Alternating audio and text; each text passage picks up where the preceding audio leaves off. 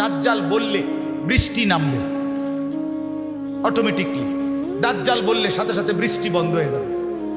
2 number, দাজ্জাল যেই কোনো জায়গা থেকে বললে স্বর্ণ রৌপ্য বের হবে খনির মতো, দাজ্জাল বললে সেটা আবার নিশ্চিহ্ন হয়ে যাবে।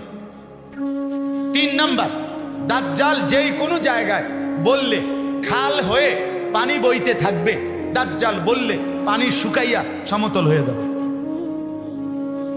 4 নাম্বার, যেই কোনো ব্যক্তির গরু ছাগল ভেড়া বকরি মারা গেলে, যে যা মারা গেছে দাজ্জাল ডাক দিয়া এগুলোকে তুলে তারে দেখাবে যে এইটাই দেখ, তোর গরুটা নেই, তোর ছাগলটা এটা নেই।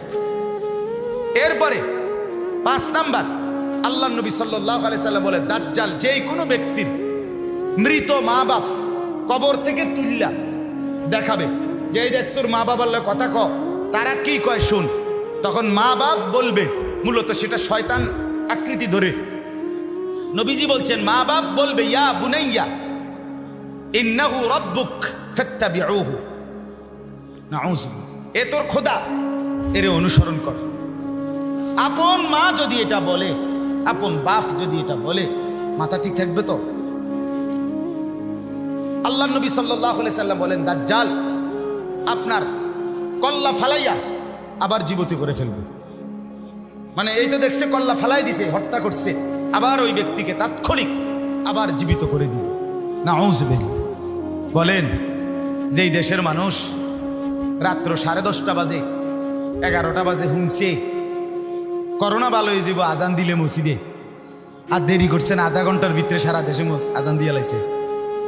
যাদের ঈমান এত দুর্বল, যে দেশের মানুষ আপনার মাজারের গাছের কাছে, মাজারের মাছের কাছে, কচ্ছপের কাছে, বিভিন্ন রঙের মাছের কাছে নিজের মনের আশা আকাঙ্ক্ষা পূরণের জন্য মান্যত করে, রুটি দেয়, মোমবাতি ধরায়, যেই দেশের মানুষ আপনার গাছের মধ্যে মাজারে লাল কাপড় বাঁধে সন্তান পাওয়ার জন্য, যাদের ঈমান গাছের কাছে চলে যায়, মাছের কাছে ঈমান জায়গা, শুধু যদি শুনে যে গ্রামের ওই কোনায় বাঁশ মুড়ার মধ্যে পানি পড়ে, এই পানি যে খায় তার রোগ ভালো, পরের দিন দেখবো বেরিয়েতে বাঁশ মুড়া শুদ্ধ আলগি দিয়ে বাইতে গেছে।